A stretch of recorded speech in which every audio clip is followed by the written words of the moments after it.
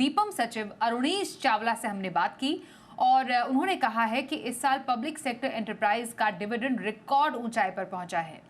चावला ने वित्त वर्ष 2025-26 में डिविडेंड और भी अधिक आने की उम्मीद जताई। जी बिजनेस से खास बातचीत में अरुणीश चावला ने क्या कहा, सुनते हैं। हमारे साथ हैं दीपम सेक्रेटरी अरुणीश चावला सर, जो डिसइन्वेस्टमेंट और कंपनीज के परफॉर्मेंस पे हमारे साथ बात करेंगे। सर, शुरुआत करना चाहूँगा, इस साल जो डिविडेंड रहा वो ऑल टाइम हाई रहा।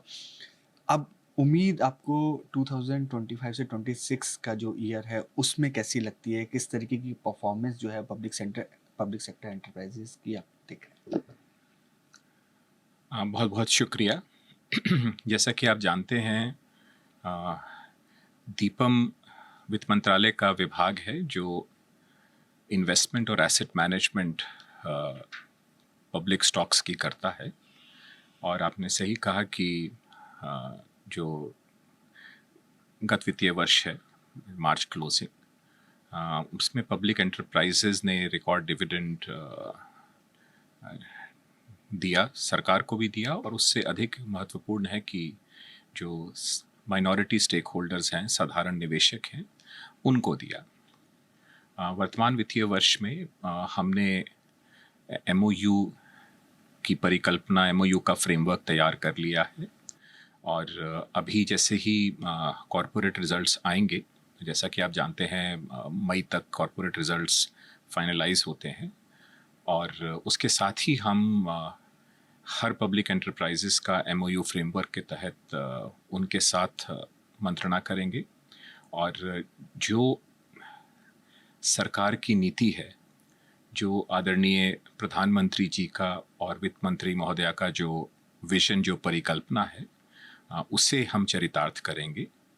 और हर पब्लिक एंटरप्राइजेस, हर पब्लिक स्टॉक, हर पब्लिक कंपनी को अपने प्रॉफिट का 30% या नेटवर्थ का 4%, इसमें से जो अधिक हो वो डिविडेंड, जिसे हम फेयर डिविडेंड कहते हैं, वो साधारण निवेशकों को देना पड़ेगा। सर, इसके साथ साथ आप एक बहस सी छिड़ गई है कि जो पब्लिक सेक्टर एंटरप्राइजेज हैं वो ज़्यादा डिविडेंड दे रहे हैं, और जो प्राइवेट कंपनीज हैं, प्राइवेट कॉर्पोरेट्स हैं, वो कब डिविडेंड देख रहे हैं।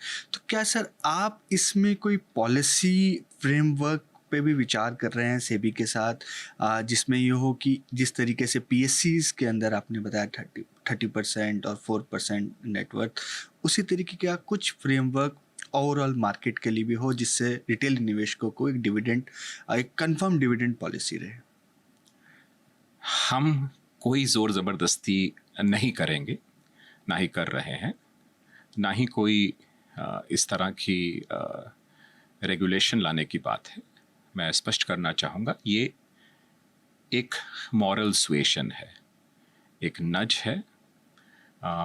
हम पब्लिक एंटरप्राइजेस को स्टॉक मार्केट में रोल मॉडल बनाना चाहते हैं। और दीपम ने जो रिसर्च की है, हमारे यहाँ बहुत से तकनीकी विशेषज्ञ, स्पेशलिस्ट एक साथ बैठकर दिन रात में काम करते हैं। तो हमने यह पाया है कि फेयर डिविडेंड एक साधारण निवेशक के लिए आवश्यक है। उसे मार्केट और उसको मार्केट में एक फेयर प्ले दिलाने के लिए, एक सही जगह दिलाने के लिए आवश्यक है। अब तो सीनियर सिटीजन्स और हाउसवाइफ्स भी इन्वेस्टर्स बन गई हैं, और हम चाहते हैं कि, हम अंतःकरण से चाहते हैं कि उन्हें एक फेयर ट्रीटमेंट मार्केट में मिले।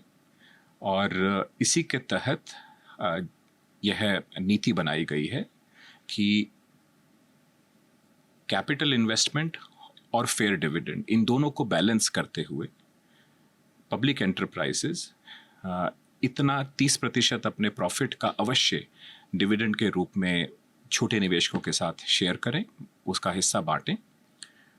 और ये इसलिए हमने किया है क्योंकि हमने यह पाया, दीपम ने यह रिसर्च में, मार्केट रिसर्च में पाया कि पब्लिक एंटरप्राइजेज इतनी बड़ी मार्केट कैप के दृष्टिकोण से सिर्फ 10% हिस्सा है, लेकिन वो 50% डिविडेंड इन्होंने गत वर्ष में डिस्ट्रीब्यूट किया।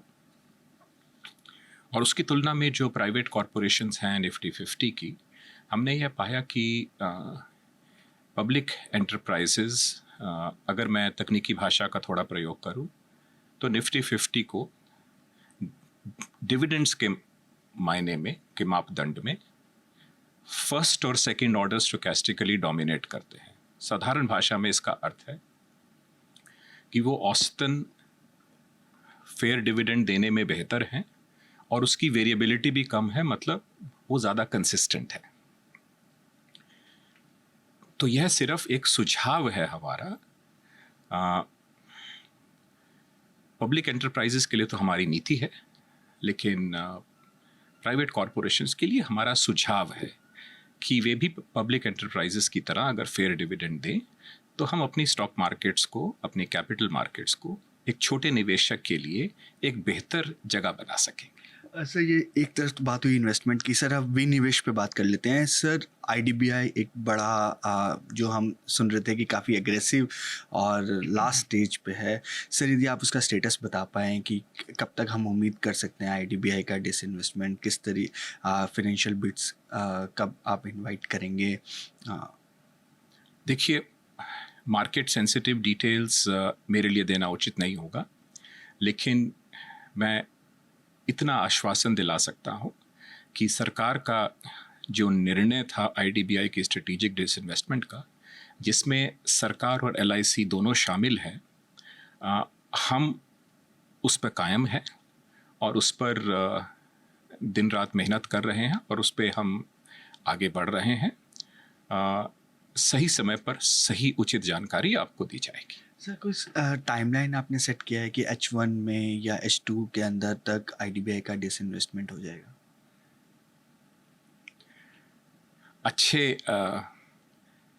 अच्छी न्यूज़ सही समय पर आपको मिल जाएगी। सर, इसके साथ साथ शिपिंग कॉरपोरेशन ऑफ इंडिया और बीएमएल और एनएमडीसी का जो स्टील प्लांट है, ये तीन भी सर एक पाइपलाइन में थे जिसका डिसइन्वेस्टमेंट होना था। सर, उस पर यदि आप कुछ स्टेटस बता पाएँ कि क्या स्टेटस है और कब तक हम उम्मीद कर सकते हैं? देखिए, जो सरकार की नीति है उसके तहत कॉम्पोजिट एसेट मैनेजमेंट,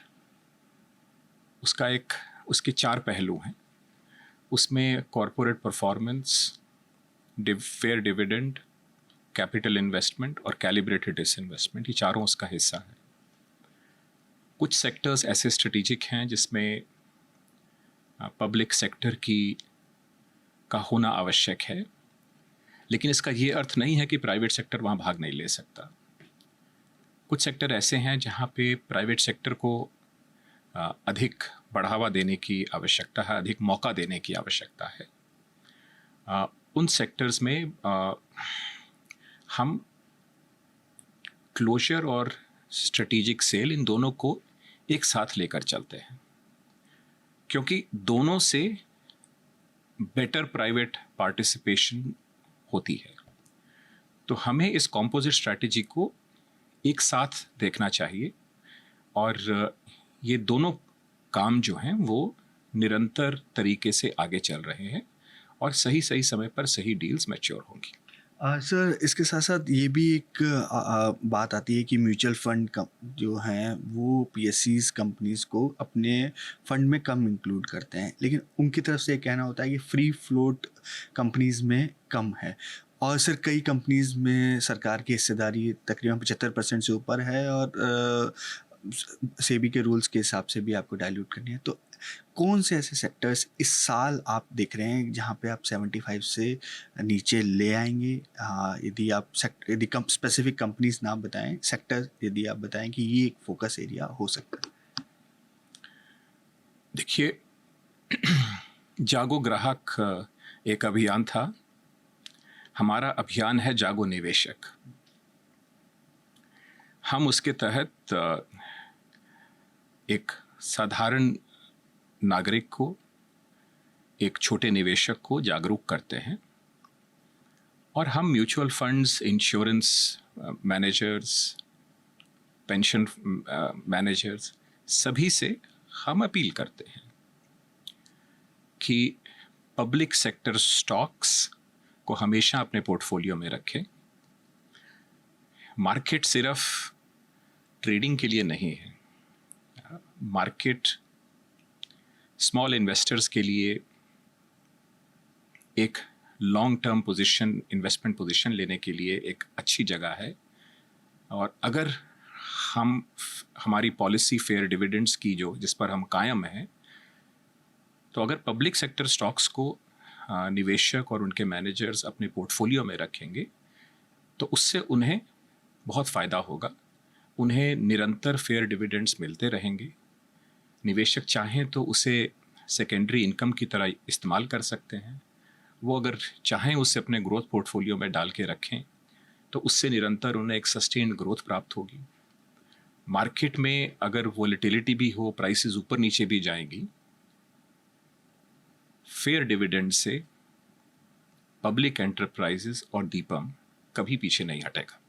सर, कितनी ट्रांजैक्शंस आप इस साल में एक्सपेक्ट कर रहे हैं कि जिसमें चाहे ओएफएस हो या एक बड़ा डिसइन्वेस्टमेंट दीपम की तरफ से हो जाएगा? देखिए, 1 अप्रैल को ही हमने एक बड़ा ओएफएस निकाला था मैज़ेगॉन डॉक्स का।